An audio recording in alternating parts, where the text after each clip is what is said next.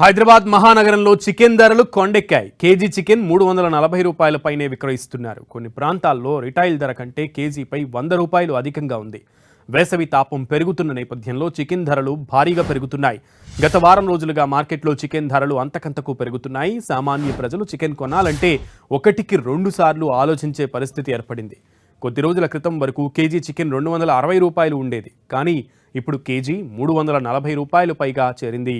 Chicken ధరలు ఒక్కసారిగా పెరగడంతో నాన్ వెజ్ ప్రియులు ఇబ్బందులు పడుతున్నారు.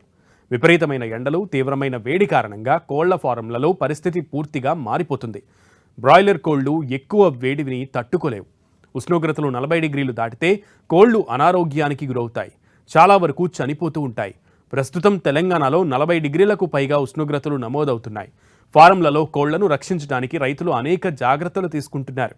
ఫారం చుట్టూ జాలీలు కట్టి వాటిపై నీళ్లు చల్లడం, ఫ్యాన్లు పెట్టడం వంటి చర్యలు చేపడుతున్నారు. అయినా కూడా ఎండ తీవ్రత కారణంగా నష్టాలు తప్పడం లేదు. విద్యుత్ సరఫరా ఆగిపోయినా కోళ్లు చనిపోతున్నాయని రైతులు చెబుతున్నారు. ఉత్పత్తి గణనీయంగా తగ్గిపోవడంతో మార్కెట్కు వచ్చే కోళ్ల సంఖ్య మరింత తగ్గుతోంది. సరఫరా తగ్గి డిమాండ్ మాత్రం అలాగే ఉండటంతో చికెన్ ధరలు రోజురోజుకి పెరిగిపోతున్నాయి.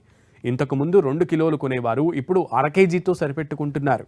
వేసవి ముగిసే వరకు ఈ ధరలు ఇలాగే కొనసాగే అవకాశం ఉందంటున్నారు చికెన్ వ్యాపారులు. ముఖ్యంగా జూన్ నెలాఖరు వరకు ఇదే పరిస్థితి ఉంటుందని చెప్తున్నారు. అంతకుముందు 280, 260 ఉండేది. ఇప్పుడేమో 360 రూపాయలు నడుస్తుంది రిటైల్లో. అంటే ఎండాకాలం ప్రతిసారి రేటు పెంచేస్తారు. ఎందుకంటే ఇప్పుడు ఎండాకాలంలో మొటాలిటీ ఎక్కువ వస్తుంది, కోళ్ళు చనిపోతాయి అక్కడ ఫామ్లలో. అయితే ఒక లక్ష షెడ్ ఉందనుకోండి ఫామ్లలో. అయితే అందులో ఒక 50,000 కోళ్ళు ఎండకు చనిపోతున్నాయి.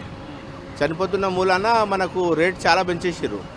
నిన్న కస్టమర్స్ కూడా, నిన్న సండే ఉండే కదా, కస్టమర్ కూడా చాలా తక్కువైపోయారు.